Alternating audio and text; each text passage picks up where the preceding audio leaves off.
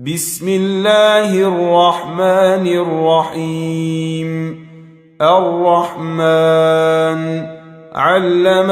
القرآن خلق الإنسان علمه البيان الشمس والقمر بحسبان والنجم والشجر يسجدان والسماء رفعها ووضع الميزان ألا تطغوا في الميزان وأقيموا الوزن بالقسط ولا تخسروا الميزان والأرض وضعها للأنام فيها فاكهة والنخل ذات الأكمام والحب ذو العصف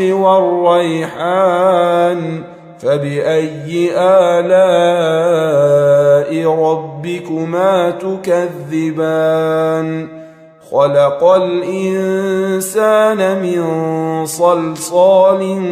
كالفخار وخلق الجان من مارج من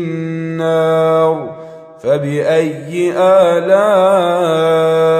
ربكما تكذبان رب المشرقين ورب المغربين فبأي آلاء ربكما تكذبان مرج البحرين يلتقيان بينهما برزخ لا يبغيان فبأي آلاء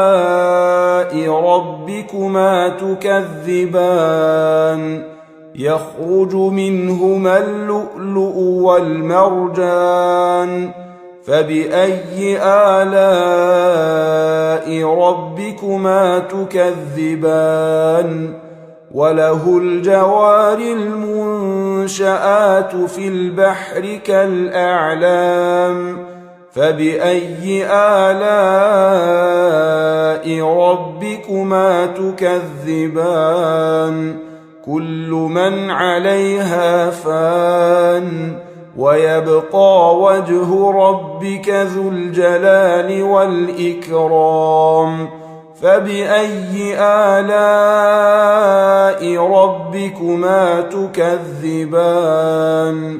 يسأله ما